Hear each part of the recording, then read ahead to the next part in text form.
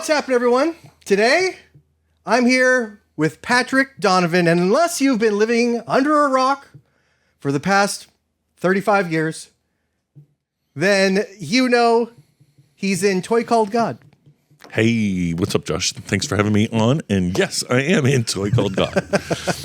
I was actually, you walked in and I was playing some of your classics. The classics, indeed. Yeah, the skin coat. Yeah, that's off the second one. Yeah. Yeah, there's 4 now.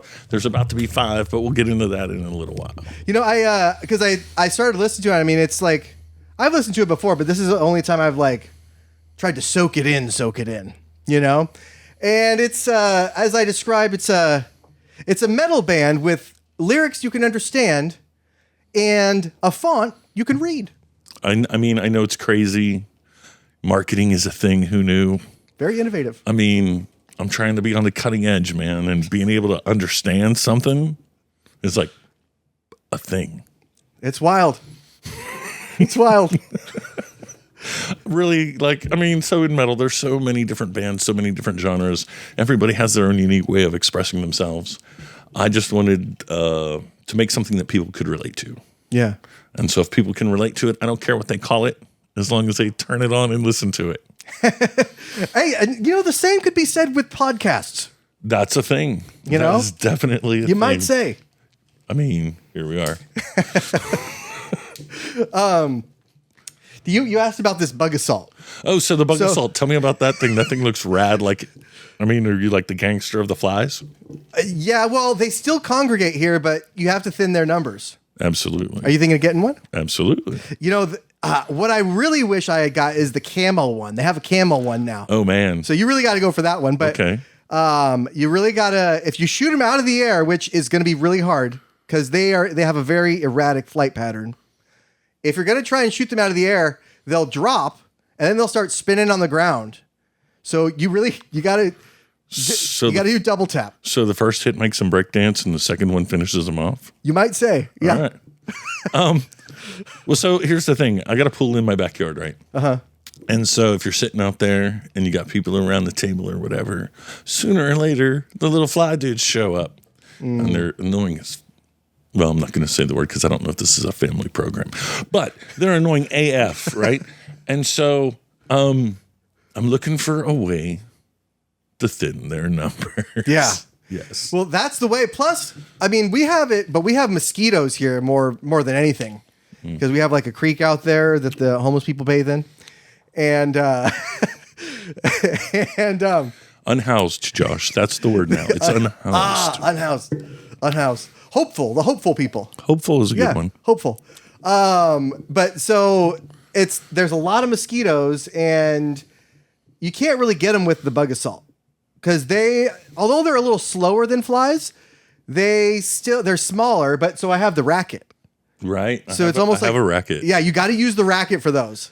And I've used mine so much that like it's been dented in, and now when you just turn it on, it starts to like click. So you know, it's almost like you're clicking a taser. Yeah. So you're throwing warning shots all over. Really, it doesn't tend to work, but no, I have the racket. I'm a big fan of the racket because like at my spot we get like the flies, obviously, and then we also get moths. Oh, and there's nothing like a moth hitting that thing and going. Zzz. It's awesome.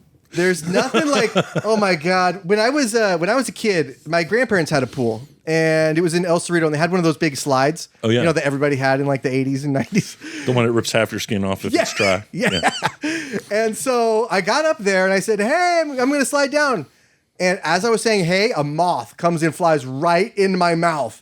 And I choke and fall down the slide, and my mom's freaking out. It's like because I guess I'm like drowning, but on a moth, I'm not drowning from the water. It's like oh, and even now it makes me want to throw up because I can remember it. I remember it how it felt. Yeah. And still alive, just banging around in there. Well, then when I worked at Levi's, we had an eruption of moths one day. That's crazy. It was they had brought a bunch of dirt in for like motocross or like for monster trucks, you know? Yeah. And in that dirt was, I guess, thousands and thousands of moth eggs. And during the night, they all hatched. And it was like a cloud. It was like in Sparta where the arrows blackened the sky. Nice. You know, and just going on a golf cart and that one of those nailing it at like 30 miles an hour. It'd feel like a bullet. Yeah. Tink. Oh, Right? like the moths are worse, you know, and they cook. It's satisfying to a sickly fault, though, when you have the racket and you nail it and then you just hold it down. Right? And you just hear it sizzling in there.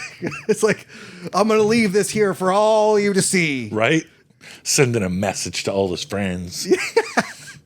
And all the dust. It's just, does that activate your allergies too? The moth dust? Oh my, well, dust of any kind. Oh. Like, I'm not particular about the kind of dust. Yeah. Certain dust is worse than others. Like, you know, if you want to take me out, get a vacuum cleaner bag, bro, and just put it over my face. I'm fucking over with it. It's done. Yeah. Pardon my language, but you can get it in post. It'll be fine. There's going to be tens of people that are upset. All of my watchers. Did I use that F word? All 10 of you, I'm sorry. I'm pretty sure I already let one slip, so it's not really, you know, this ain't Sesame Street. Okay, well, I'm trying to be respectful. We are brought to you by the letter F. By the letter F. Yeah. And the letter Q. So, you said that you had a new song coming out? So on April 2nd, our first single off our new record comes out. And the song is called Lift. We have a video made for it. That's going to premiere. Super excited about it. That's going to be the first of 5 singles that we release over the summer. And then on October 28th, the full album, Heartache or Homicide, will drop. And then you can get all the rest of it. But yeah, there's like 5 or 6 singles that are going to release from April to September or something like that. Nice. Are you guys going to do like a tour?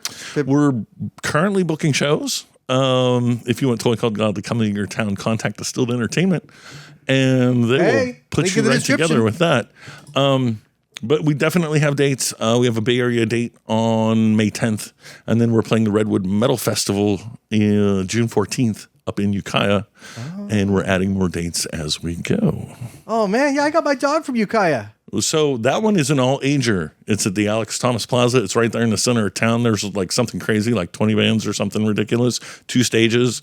It's free. All you got to do is show up to the event. You can see all these great bands from the around the California. Oh, it's free? It's absolutely free. All ages. Alex Thomas Plaza, June 14th. No excuse to miss it. No excuse to miss it. If you can hear this and you need a good way to spend a Saturday afternoon with the fam, bring them on out. See some rock and roll and some heavy metal, and then meet all the bands and make some new friends. Because you're playing at in Concord at Vinny's, right? Vinny's May 10th, yeah. Yeah, I think we actually may go to that one because we'll have like my parents live in Concord, so we'll have like a place to stay. Excellent. You know, because you don't want to be driving all the way back up to Sacramento after Concord. You want to have a good time down there. I mean, if you're there and you can have a good time, you should have a good time. That one is not all ages. That one is adults only. So, if you want to come hang out, May 10th at Vinny's in Concord. There's awesome bands on the bill with us. We got Modern Monsters. We got Monster God. We got the Ghost Next Door. And we've got Toy Called God. And it's going to be just a full-on night of excitement. Yeah, and you know, I can't recommend Toy Called God enough because you guys are the only band that has ever wished me happy birthday. As a band. So let that sink in, everyone. Well, I mean, so here's the thing, right? We don't have fans, we have friends. And if you're a friend, don't you wish all your friends happy birthday? No doubt about it. Right? Yeah. And so that's why we do that. Okay. Makes sense. Seems pretty simple. So you were in, you've been in since they started, right? Oh yeah, I'm the dude. You're the dude. Yeah. Ladies and gentlemen, the one and only dude.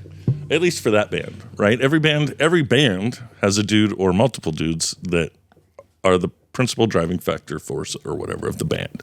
Now, that's not to speak ill or badly of my amigos. They bring their thing to the party as well. But for the most part, like I've been here since the beginning. I'm the only one that's been here the whole time. We rehearse at my house. I bought the first PA, blah, blah, blah, whatever. Yeah, it's that. Rehearse at your house? Oh, man, usually it's the drummer's house. So in this particular case, I've gone through a lot of drummers. Oh. So I just bought a drum set, and now everything's just at my house. Okay. Yeah, well, usually for me, I just go to like the drummer's house, and because he's got all the stuff set up. But I can imagine if you went through them, that would be inconvenient. Inconvenient, right? Yeah. This way, I know where everything is. I know where my stuff is personally. I don't have to worry about anyone. And this is a thing that's happened. Messing with my gear and blowing my shit up. Oh, while it's at somebody else's house? Right. I've been there too. Right? And so I'm not in on that. And so after the last time something similar to that happened, I vowed to myself, never, ever again. And I haven't. And your stuff hasn't gone blown up. Crazy how that works. I mean, I don't know if there's a correlation or anything, but maybe we could start an investigation. We should. Yeah. Get Congress involved, get Doge in on it. Just all the king's horses and all the king's men. Throw it all in there. Yeah. I mean, we're all going to hell in a handbasket anyway, so we may as well just all go down together. Hey, but it is a pretty nice handbasket. That is true. I mean, if you're going to do it fashionably. Mm-hmm. Do it well. Very gaudy. Right. Very toy called gaudy. So over the years, we have clowned that name so many different ways. Oh, really? Like the dudes in the band, So, I mean, when people come up and hit me with a new one, I'm always like, yeah, right? But at the same time, never take yourself too seriously. If you can't joke about yourself, then you're going to have a bad time in life, man. Yeah, no. Well, there are some people that have they just don't have that part of their brain, I don't understand, but okay, if you say so. There are people. I mean, I've seen them. They're NPCs, I think. They might be NPCs. That's actually legit. Like, I never really considered they could be an NPC. Yeah, if you don't have a sense of humor, then you're pretty much an NPC. Yeah. I think so. You're definitely not the main character. Clearly you're not if you can't laugh at yourself. Although, if the movie people in Hollywood are right, this is all the Matrix anyway, and this is just a fucking sim. So, well, now there you go. Well, is then it a how sim, come I don't have any Josh? cheat codes? Like, you know what I mean? Like, I've been pressing all kinds of buttons and nothing's happening. So, is that hardware or software issue? Is the machine Hardware. You're playing the game on good enough to run the game at its fullest? At its fullest iteration. No. This hardware is going obsolete soon. This is going to be a collector's item one day. Unfortunately. Kind of like my car. Yeah, well, so I wanted to get into that. What did you bring us today? Oh man, so it's not like a show car or anything crazy. It's just my toy, dude, and I just like. Is its name God as well? No, it's I never really thought about naming it. But it's a 2006 Pontiac GTO. Yeah. 6-liter auto. It's a weekend banger, man. Something that's 0 to 60 in no time. But nowadays, with the cars that are out there, that's like kind of slow as far as cars go, right? I mean, it's 400 horses and it's 0 to 60 in 5 seconds or whatever. But man, a Tesla will crush that thing. Oh yeah. Well, I mean, it's just the nature of them, and people don't really. Tesla's different. It's you can't really work on them, and it's. Well, that's true. There's not necessarily. It's not a take it out of the garage and build it kind of thing. Yeah. But at the same time, like I wanted something fun and cool and like something that I could just get in and zoom around in, right? Mm-hmm. I've always been a huge Pontiac fan, always been a GTO fan, but I don't have $100K for a Judge. Right? Yeah. So do you like those, or do you like the Le Mans kind of earlier years where the headlights are vertical? So for me, like I really like. Well, there's like 2 or 3 of them I really like. I really like the 68 Tempest looking deals. Yeah. Those cars are sweet looking, man. They're a little boxy, but there's just something about the styling on those cars that's just amazing. Those are the Judge years, right? The Judge is like a 70. 70, okay, 70. And so like the Tempest and all that before, like so the Le Mans And then they had like the Tempest and the GTO as packages. And then as they advanced forward, they went from horizontal to vertical. And then, like I said, they started making that Tempest. And it had that cool-ass wraparound tail light deal where it was like 3 bars. Oh, yeah. Yeah, right? Yeah. And so that year I always thought was really great. And then I love the 71 because it's just so classic, dude. That thing just looks rad. And it's called the Judge. You know, how badass is that? You know, normally judges aren't badass, but like this one, it's like, it's the Judge. Dude, the paint, the hood scoops, the motor, the sound, the vibe. The only thing that's cool like that to me, I guess there's more things that are cool like that to me. Like, I really like certain years of Cutlasses, and I really love certain Mopars. But, like, I don't know, man. Those old school Pontiacs always just speak to me. Well, Pontiac's not around anymore, you know, and back then, Pontiacs and Chevys didn't share the same motors all the time, you know? No, just little tweaks. Just make it a little bigger, guys. Or like a completely different block that they didn't use. You know, it's crazy how everything's been like homogenized. You know, it really is just GM. Right? You know, it's LS2 in everything, bro. Yeah. Or LS whatever in everything. And LS2's in the Silverado SS one. It's a Corvette motor, it's a CTSV motor, it's a GTO motor. It's a Holden Monaro motor. Yeah, Holden Monaro, yes. Yeah, that's basically what that is. Yeah. Right. Basically. I mean, if we're really getting into it, it's an Australian GTO, mate. And then they also they brought another Australian car over right after that, right? When they got rid of the GTOs, they made the G8s. Yeah. And that was a Commodore, right? I believe, but don't hold me to that. You heard it here first, folks. You can hold him to it. But so, yeah, for me, like, I knew that they weren't going to keep making those cars for long. Yeah. Right? And so I was like, and then they stopped. Right. And I missed my window. Because at the time, I wasn't in a place in my life where I could make that all work. And so when I was able to make it all work, I had the dude drive it up from Fresno. And that was it. Done. Wow, the business capital of the world. Fresno. Yes, Fresno. So yeah, no, I was looking online for them, and then I went out and looked at a few of them, and I was like, because there was a bunch of silver ones and just unremarkable ones. Yeah, right. And I wanted something that was a little different.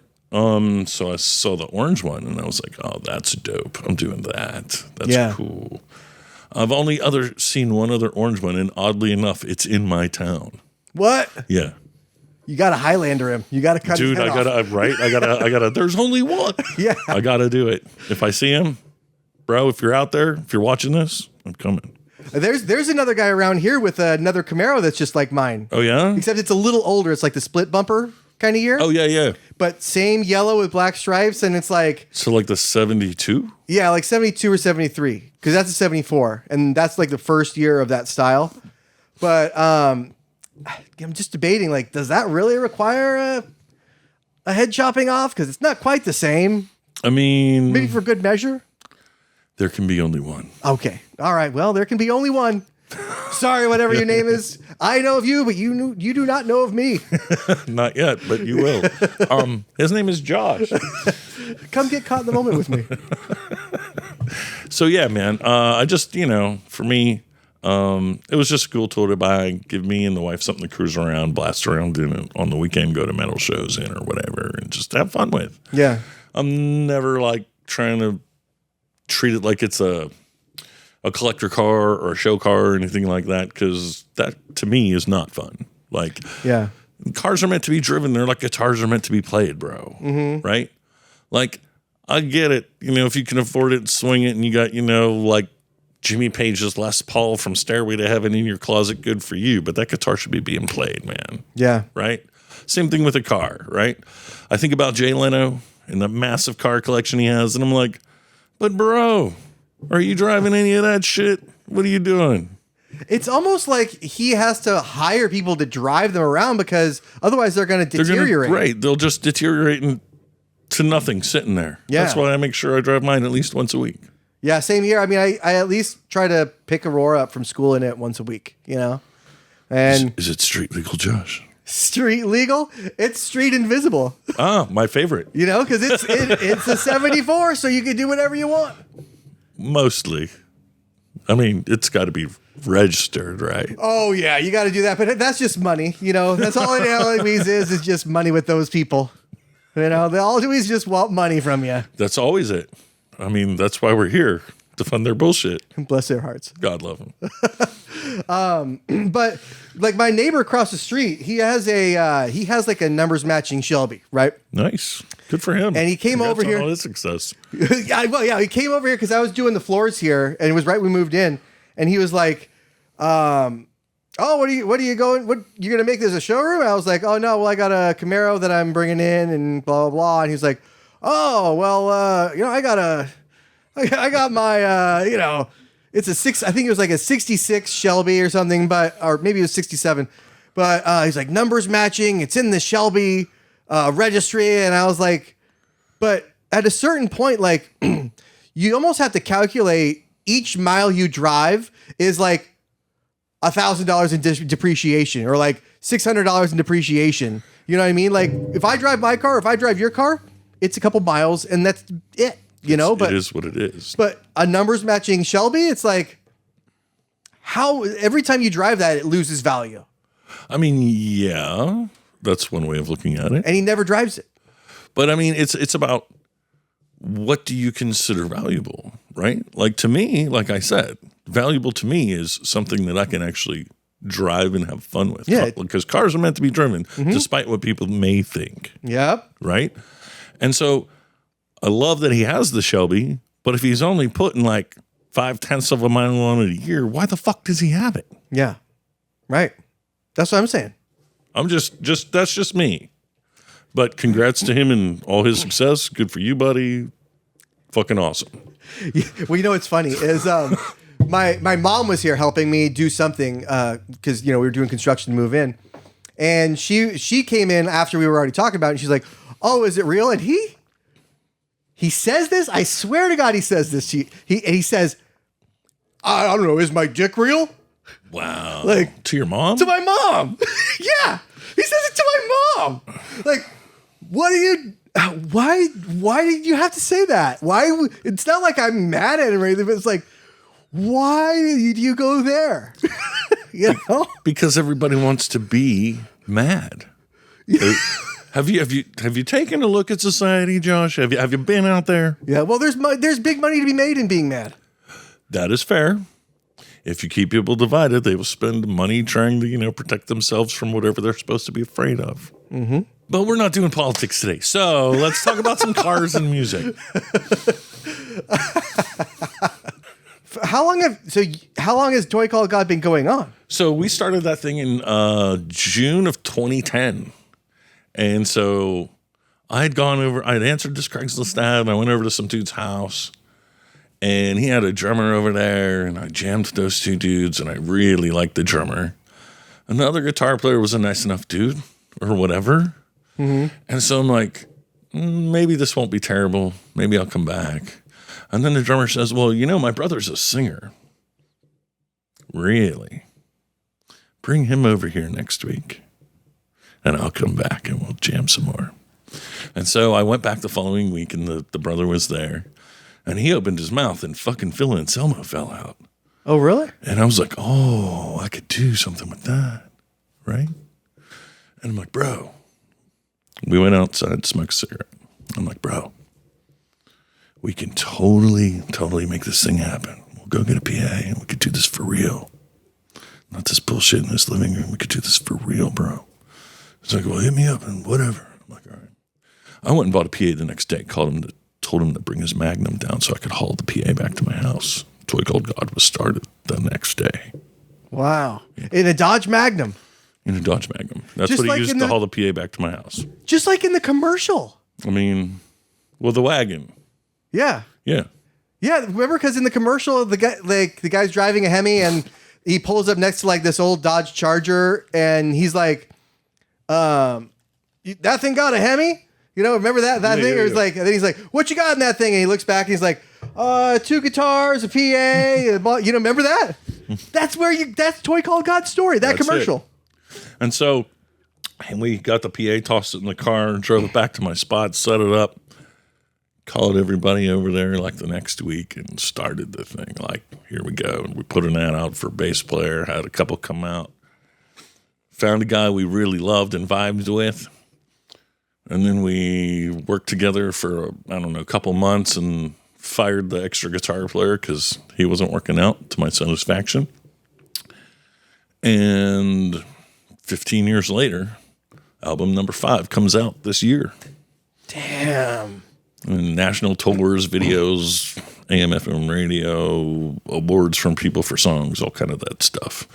Guitars with my name on it, all kind of crap. Ballin'! But it was never about that. It was just about writing some good songs. I didn't even figure we'd be a band after 6 months. I figured it was like something to do to pass time. Sure. Right? Yeah. Like, I'd just get me out of the house, meet some people, maybe meet a couple dudes to jam with, drink some beer, smoke some weed, whatever. Right? Heathens. What did you expect was going to happen? And so, it just snowballed. Like, we did a gig, people loved it. Did another gig, people really loved it. Went, recorded a demo, people loved that. So, okay, we'll do a record. And we did a record with a notable producer from the area. Loved the way that went, won a national contest, and then we were off and running, man. How do you do you usually start out like making a song, right? Like writing a song. Do you start with the lyrics? Do you start usually with like a riff? Always starts with a guitar, and it always, more often than not, is an acoustic guitar. Mm-hmm. It's just me just sitting there banging on a good box guitar while I smoke some weed, and fucking whatever comes out, and then I just start weaving it together. And then I'll put a bunch of those together. The dudes will show up, and I'll be like, "This is what I got. Let's go." And then they're all like, "Okay," and then we kind of work it out, and they add their parts and figure out what they want to do. Yeah, because that spark is really the hardest part. You know, that's the biggest hump to get over when you're trying to make a song. I've tried, and that for me is like the hardest part. Once if you have that riff or you have that thing, just that one thing in your head. The thing. The thing in your head, and you go over and you're like, let's make something out of this, But so do you don't like sit down and you're like, oh, I'm going to come up with the rest of this, right? You're like, oh, this might be good with this that I have, right? Sometimes it's all of that. Sometimes it's me just sitting there and I'm just trying to make myself bounce right in the chair. If I get my own head bopping, then I'm doing something right. Sometimes it's I've already got a part. What can I add to it? And I'll just keep trying to cycle through it in circles until I get changes that make sense. Sometimes it's playing the parts. I got all the parts together, and then it's trying to hum or sing a vocal melody, or getting our singer to hum and sing a vocal melody, so then I can start slamming words into the space. Right? It really depends on where in the process, but at the beginning of the process, almost always, or like 99.99999% of the time, it's me with an acoustic guitar. Damn. So you don't really write on electric at all, huh? I do sometimes. Sometimes I do it to get different inspiration so that all the songs don't sound the same. Because an acoustic guitar sounds different than an electric guitar, obviously. And then if you I've heard that. And then if you have a shitload of electric guitars, all those sound different too. Yeah. Right? And so different guitars propel you in different directions. But at the same time, it's still got to come from the spot. So just give me something with 6 strings and just get out of the way. No ukuleles, that means. I could do it on a mandolin. Yeah? Yeah. No shit, huh? Yeah, I got electric mandolin, acoustic mandolin. We could get down like that too. I'll plug that thing into a mesa and not care. like death metal version of the Godfather music, right? Just all. Is that going to be on the album? No. What? Oh. What was that on the EP? No. That's stuff I do in my garage when I'm bored. Next album. Look for it. So Maybe if I ever do one called Near Misses, because I can't, I will never do one called Greatest Hits, because, well, but if I ever do one, it'll be called Near Misses, and maybe I'll stash a bonus track of mandolin music in the back somewhere. For the fans. For the fans. For the kids. For the kids, that's probably truer. Yeah. I actually just recently watched that movie. This is probably like the third time I'm saying that, but I think that's a big deal because everybody's talking about it, and now I actually know about it. Well, so I'm not really even sure what movie you're talking about. So The Godfather? Oh. What? Yeah. No. Yeah, I watched 1 and 2. Those things take forever, dude. Well, it's a good movie and they're long, but how old are you? I'm just about, 38. Dude. And a half. Dude. What are you doing? I mean, I just did. And I'm, I just did. And it's hard to watch it because you can't, I can't just have that on when, I'm making tacos.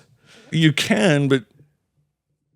Then I got to explain everything to the kids. Like, well, why is he back? What war did he fight in? Why is he back? Why are they shooting everybody? Why is there so much money exchanging hands? Why aren't they paying taxes?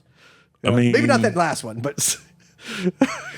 I definitely don't think the kids are asking the last one. But the rest of it, how old are your kids?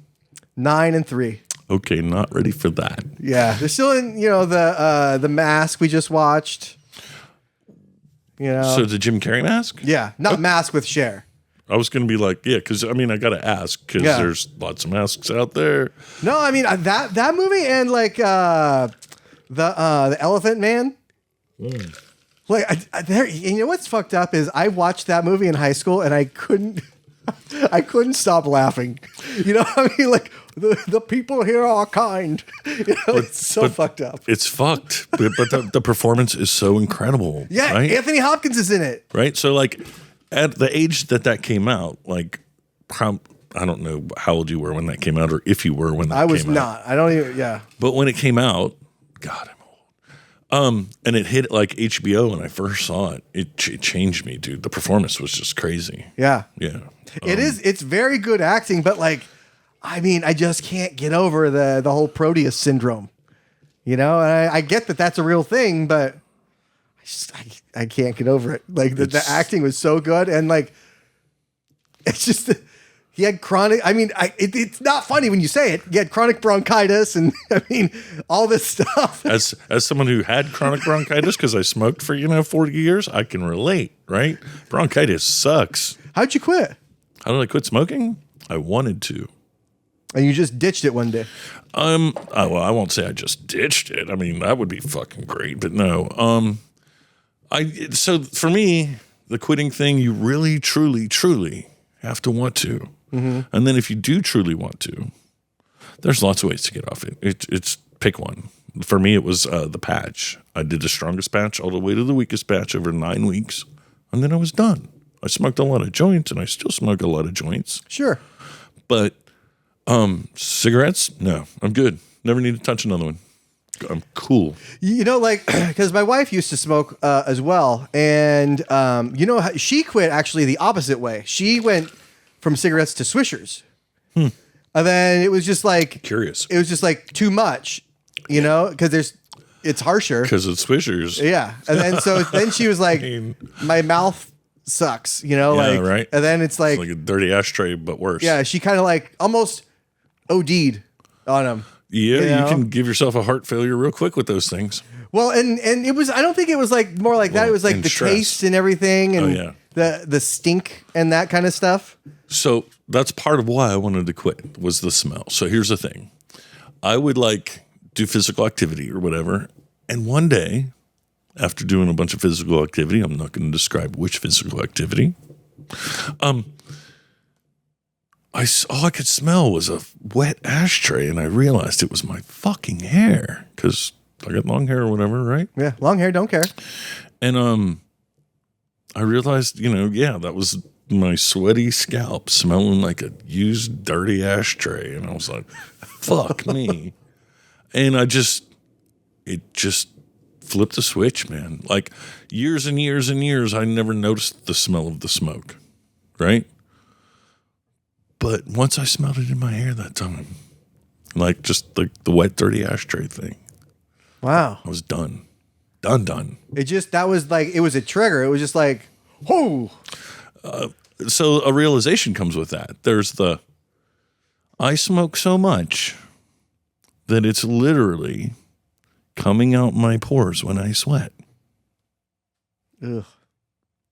Now, and there you have it. Right there. Yeah. That's all it took. It's just surging around your body, and you're like, Dude, I was 2.5 packs a day, just crushing them, just out of control with it. And so, yeah, probably the best thing I did was quit. yeah, I mean, no doubt. And I've saved over 20 grand. Yeah, that's the real thing, is Like saving all that money. That math is real. Yeah. Like, it's crazy. But I feel better. I gained a little weight, but whatever. I'm not going to have, problems that I would have had I not quit. Yeah. Jeez.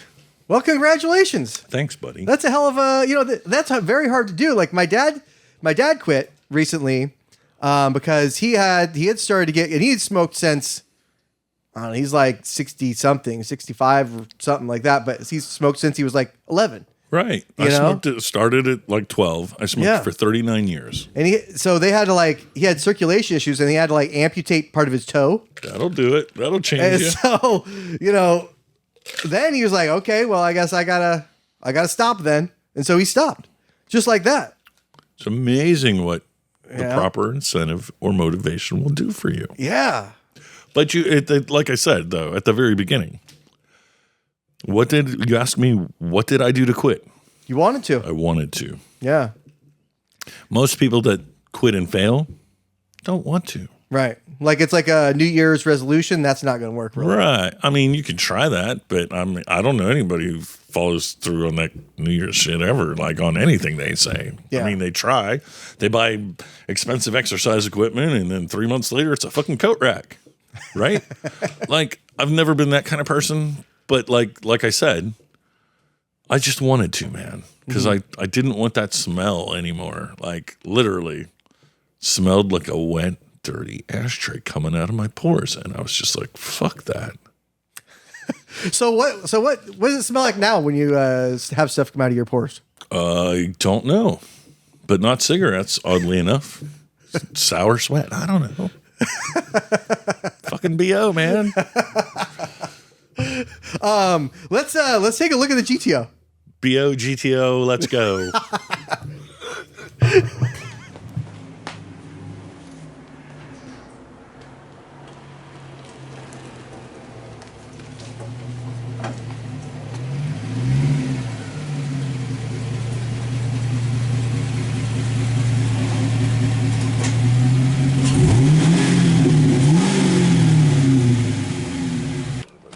The springs are aftermarket because it was sagging. And then it's got a 3-piece cut. Don't focus on the pink chip. It's got a It's got a 3-piece drivetrain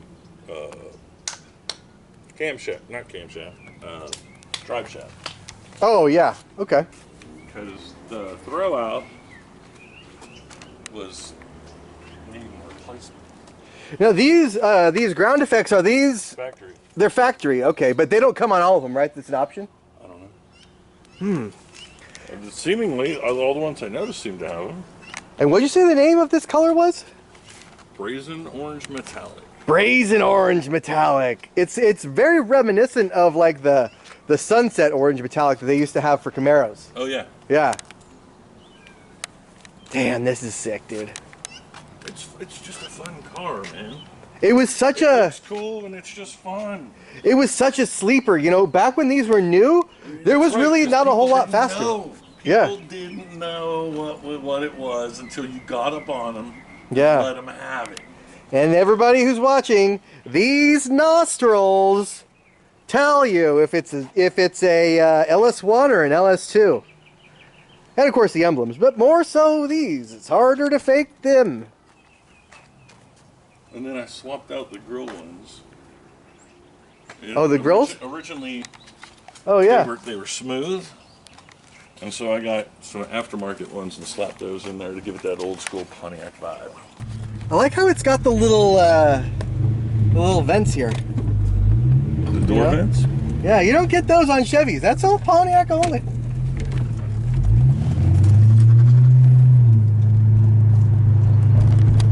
Matching gauges. And I'm getting 20 to the gallon. Well, that was a good ride. I mean, good times to the store. It was a spirited ride to the store. Right? In traffic as much as you can. Well, it's different, right? So like LS1 versus LS2, people think that it's an LS motor, but it's a Gen 3 versus a Gen 4. Right. And you really feel that low end on an LS2, and you have that deeper exhaust note on an LS2 than you have it on an LS1. And that's, regardless of what exhaust you put on which car, stock for stock or Borla for Borla, catback, whatever, it's going to sound that throatier, like almost like a slight cam or like a thump with an LS2 as opposed to like the gurgle with an LS1. Yeah. It's got that hello, I'm here. Yeah. Right? Yeah. Are we doing this? Because if we're doing this, let's do this. That's what it sounds like every time I press on it. Yeah. Right? And it does. It's throaty. I kind of left it like stock as opposed to Borla because I'm not trying to draw attention to myself. Right. You just have a bright orange car. Right? Like the bright orange car's enough. I don't need to be all like, it's bright orange. You should write me tickets. Yeah. Right? You have to look at it to see it. You'd have to look at it and recognize what it is. Yeah. Because if it's in a pack of cars, you're still going to have to pick out which one. Right. Right? But that's the beauty of the sleeper that set of GTOs is. They're like super sleeper cars, man. Because unless somebody like Borlas it up, put some wheels on it and all that, you wouldn't know until it was too late. Plus, there's a decent amount with those compared to like the Camaros and the Firebirds, the last iteration of those. There's a lot more room underneath the hood for a GTO than there is a Camaro. There's not a whole lot, but there's more. I can't speak to that because I don't have the necessary knowledge to speak on the Camaro. But what I can tell you is out there underneath that hood, man, they got shit on top of shit on top of shit. Yeah. It's all packed in there. Like to get at the water bottle or whatever and the radiator, you got to pull out like half the fucking front end. It's crazy. Yeah, but that's modern cars for you, though. That's crash standards. Oh, for yeah. you. Well, and then they do dumb shit like put starters inside fucking underneath valve covers. Not valve covers, but. Underneath headers? Yeah. Well, it's the nature of the beast, It's the nature of it. That one Cadillac, man. Have you. The CTS-Vs? Yeah. Well, yeah. So CTS-Vs actually came out with LS6s first, and then they came out with LS2s. Because the power to them both is about the same. Mm-hmm. But LS6 is just an LS1 with a heads and cam and an intake. So, and a tune. But, the LS2 is a better platform to start from because then you can add a cam and heads to that. And you would just be higher up, If I ever get rid of the car, right, I'm pulling the motor and just fucking rebuild it and put it back in something else. Because why wouldn't I do that? Yeah. And, those transmissions, because I'm pretty sure that's a 4L80E in there. You can find those anywhere. Yeah, they're out there. Mm-hmm.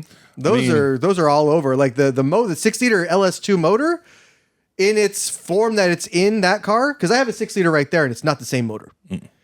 Because that's a Generation 3. That's more of an LS1, but it has an iron block and iron heads. You have aluminum block, aluminum heads.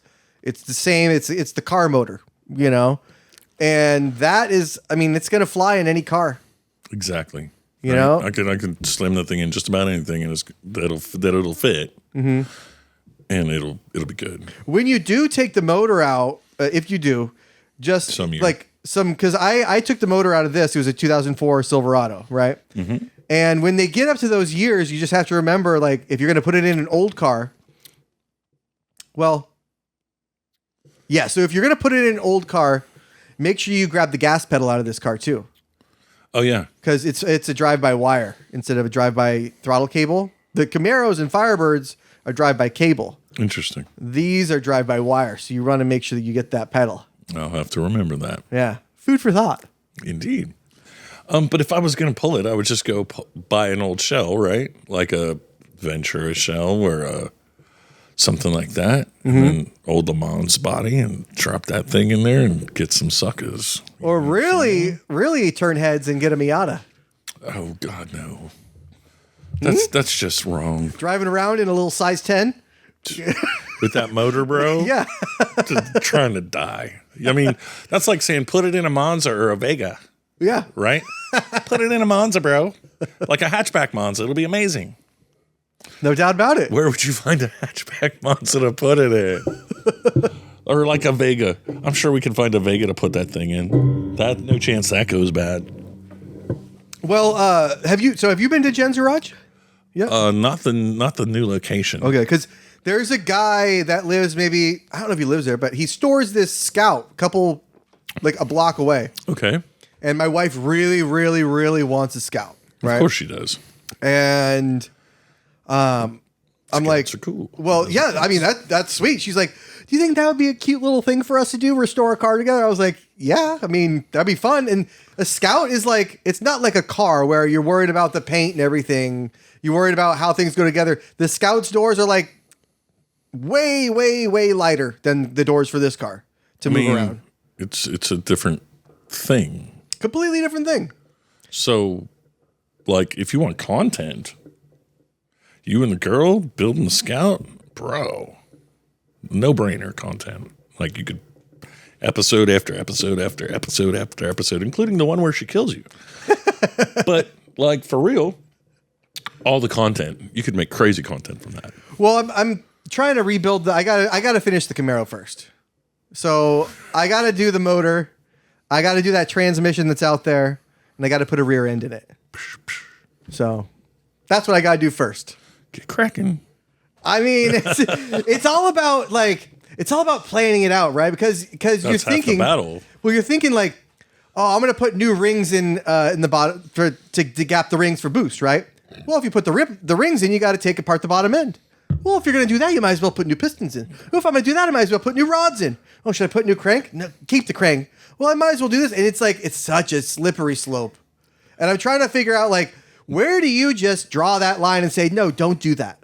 Well, so one, you have to be an adult about it and think about budget versus return on investment. Oh, we don't think about return on investment here. Well, anybody who ever bought a car knows there's no return on the investment. Yeah. Like, let's just start with that. Right. But okay, if you're under the illusion that there is. Sure, right? If you're under the illusion that there is, then maybe you would want to consider like, okay, maybe rods is cool, but maybe we don't need, more pistons to bore it and, whatever. But they come in a set. Right, they do. They come in a set. It's almost like they're asking for you to do both. It's like if they made hot dogs and hamburgers come together. I mean, hot dogs and buns come together in the same package, and there's 8 of each. Like, that's genius. Is it though? They can't be hanging out in the same spot in the grocery store, but but they would be like, if you put the dogs in the buns and you sold them at the store. See, we're just rabbit holing that fuck out. So let's go. We're getting caught in the moment. If we're doing that, then you have to realize that the dogs are going to make the bread mushy, and no one's going to buy that. You got to separate the package, but you sell them together. Oh, okay. Yeah. So like it's almost like a kit. A kit. Yeah. Because they don't have the pistons already hooked to the rods. No. You do that yourself. Okay. Seems legit. Otherwise, you get peanut butter in your chocolate and chocolate in your peanut butter. I mean, that's not a bad thing. When you're talking about chocolate and peanut butter. When I talk about that, I usually talk about mixing oil and water because that's what it looks like. That's chocolate and peanut butter. That's a little different, though. Yeah. That's like, dressing.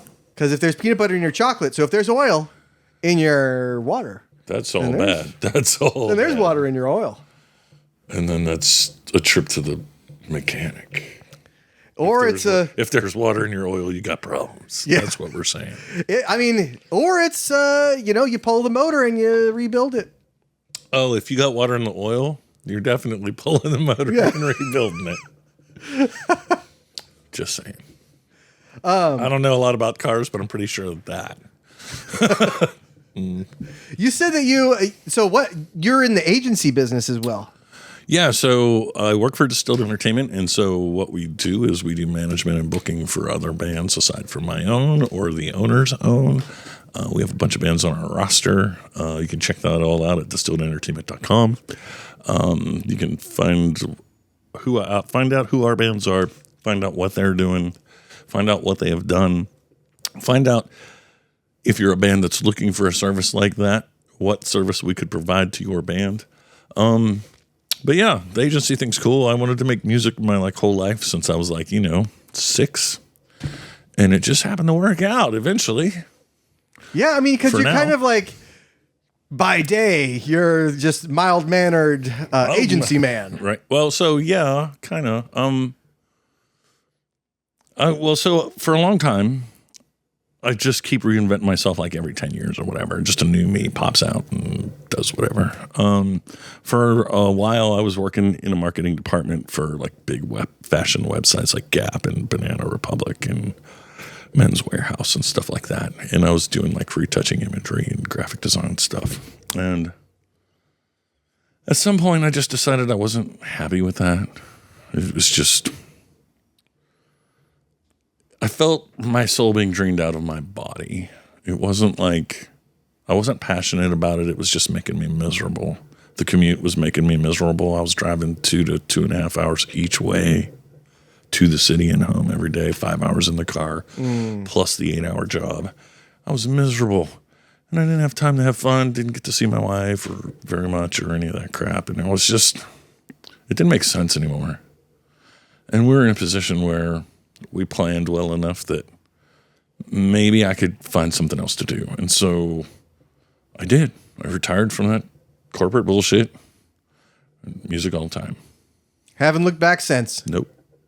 Well, because you must have done the equation in your head, right? I'm going 2 hours here. I'm working 8 hours if you have just a regular day. If not, you're staying after or whatever. Then another 2 hours back. And those are waking hours.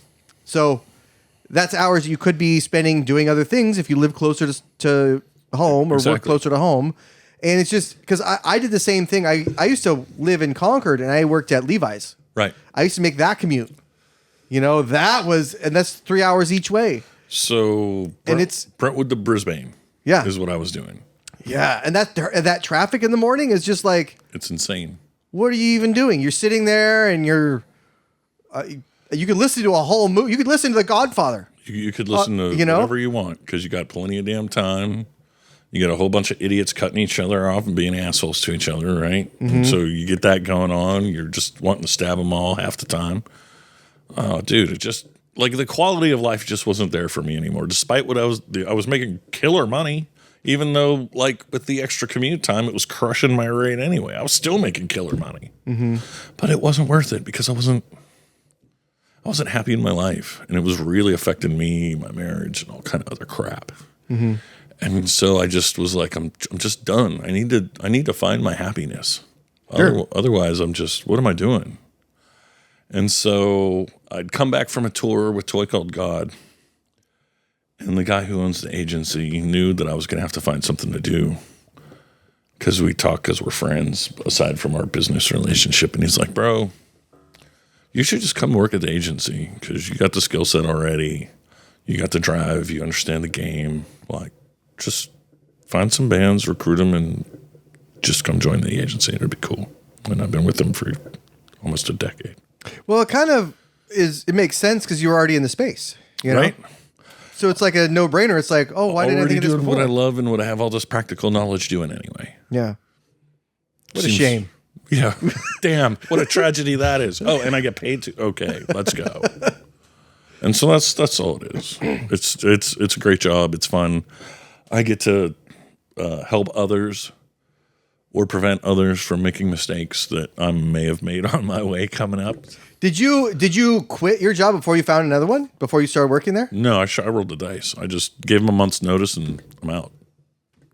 You got a month to find my replacement. They took them 2 people to replace me, but they found him eventually. So you already had this lined up before you gave the month notice? No. Oh, you just Live said I'm done anyway. Baby. I'm done. I always feel like that's so wild because people, you kind of have to take that leap of faith to get to where like, to do it, right? You have to leave that behind you because it's the comfort zone. I had to take the time off and decompress from 10 years of doing that because it was, the workload I had was crazy. I was processing like tens of thousands of images daily. And so I had my setup at the company I was working for at the time. It was like 5 monitors wrap around, 2 towers, and then another 2 desktops behind that are running nothing but automations. And so it was just nothing but nonstop image processing and service requests for websites for the imagery and stuff like that. And it was just an insane workload. Did you lose part of your soul? Every day. Yeah. And so that's part of why I split. And so I gave them a month's notice. They had plenty of time to find people. And then once I was done, I felt like the weight of the world was off my shoulders. And I was able to start, I did some like contracting to companies for a while in that space as a subcontractor because I knew people in other studios where I could get that work. And then even after a couple of years of that, I just shut it all down and music full time once I started at the agency. Man, that's awesome. Yeah, it took a couple of years for the transition to fully happen. But getting out of that 40 to 60 hour space between the job and the car to being a subcontractor and picking my own workload and when I could go, when I couldn't, and then making the full-on leap after a tour to just doing management all the time. It was amazing. It took a couple of years, but it was worth it. Yeah. God, it's a hell of a story that everybody kind of like talks about, but very few people actually are able to like cut the cord. You know what I mean? It's hard, man. I mean, so that whole space, or what you're talking about right now, is interesting to me because the music business is full of that. Like, in today's music business, everybody who's in a band or whatever still has a life that they have to deal with. Mm-hmm. So if you got a wife, a kid, a dog, a mortgage, car payments, bills, all that bullshit, it affects what you can realistically do with your band. Because, like, if everybody in your band has all that bullshit, then you're trying to manage 4 or 5 lives and playing your band around it. So if you have all that stuff and all those responsibilities, you can't just drop your shit, bail out for 6 weeks with no guarantee of payment to chase your dream, right? And so a lot of dudes play it safe and stay at home, become locals and play in local bands and get their rock star fix that way. Right. Right. But they never truly get to explore their dream because life has happened to them. I'm fortunate in that I have a certain amount of flexibility because it's just me and my wife. Mm-hmm. I don't have the same responsibilities maybe that people with children or whatever do.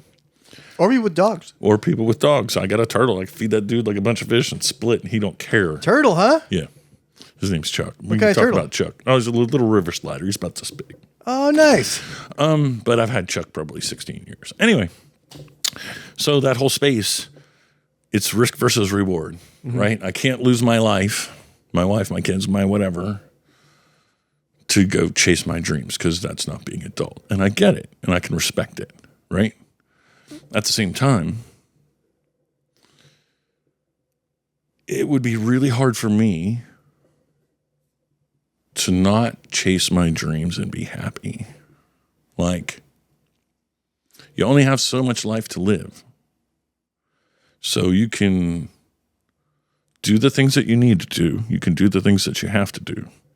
Sometimes what you want to do actually intersects with all that. And when it does, if you're able and willing to take that chance, you can do that, or you cannot. I chose to. Some profound wisdom. It's life, man. I'm an old dude. It could just be the Mountain Dew talk. Could be the Mountain Dew talk, and I drink 2 or 3 of those, and I get all just blotted on fucking caffeine and sugar. You know, I think I told you, but I used to drink a lot of NOS energy drinks. Oh yeah, especially when I was doing my stadium days, and so 2 a day, right? Sometimes among other things, but 2 of those a day, and I started like I started to like here up, start like, well, actually these fingers and working its way down just started to go numb. Yep. You know, and I lost some of the muscle memory and some of the songs that I could play on guitar. That was so depressing. Like, I couldn't play Final Fantasy X anymore, you know, like the theme song from it. So let me ask you a question, though. Which arm? This one. My picking one. Okay. But when you drive your car, do you hold your hand like this? No. No? No, I drive a truck, so or a car, or a SUV, so I'm like this usually. Okay, so back in the day when I was doing the city commute, right? I drive with the, straight ahead arm, douchebag, fucking here I am. Yeah. Right? What's up, girls? Right? But so it started wearing on that elbow joint. Oh, really? And it started causing me problems, so I had to stop doing that shit. Because I was just pulling on you could feel it pulling on the shit because just all the weight of my arm for 5 hours every day. Yeah. Did you start to go numb in that too? Mm-hmm. And so I quit. I had to physical therapy for 6 months and all kind of crap. It was crazy. Shit. Yeah, because, it could be because at that same time I was driving 3 hours each way. Exactly. It could be probably a combination of both. Bet you $1. Do I look like I'm made of money? Yeah. Thank you. Is it because I drink the premium beer? It is. I used to drink, man, I have drank so many Sierras, I can't even count them. I used to have one of my best friends, when he used to live in San Francisco, I would go over to his spot all the time. And we would just play acoustic guitars for like hours and hours and hours and hours and hours and hours and hours and hours. Mm-hmm. And we would just sit there and pound Sierras and do bong rips. That's what we did in Chico, me and my drummer. Right. Now he's just in Roseville, so he's only, we don't share a bathroom anymore, which is good. Right. But so, yeah, we would just pound Sierras and pound them and pound them and pound them. And I love Sierra, but the only thing I will say about Sierra is this. If you ever belch from Sierra, did you ever notice that it tastes like carrots? Next time you do, it'll happen for you. Now that I said it, it'll happen and you'll think of it and you'll be like, son of a bitch, he's right. Interesting. Carrots, huh? Carrots.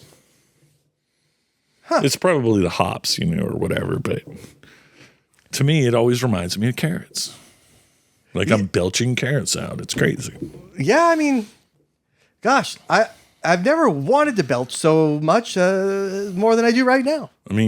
It'll happen for you. Just drink enough of those things. Well, if you say so.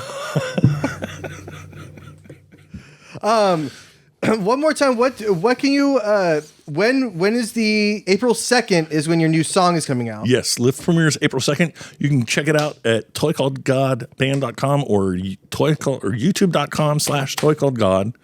Or you can find out about the band on Insta, Facebook. You can listen to the music on Apple, Spotify, and any other retailer where you listen to music. If you're a Pandora user or whatever, you can find it all there as well. Toy Called God is everywhere. April 2nd. Whether you like it or not. Here we come. The new album itself drops October 28th. We're going to release singles all summer long. We have a show May 10th at Vinny's in Concord. You can catch us there with the Ghost Next Door, Monster God, and Modern Monsters.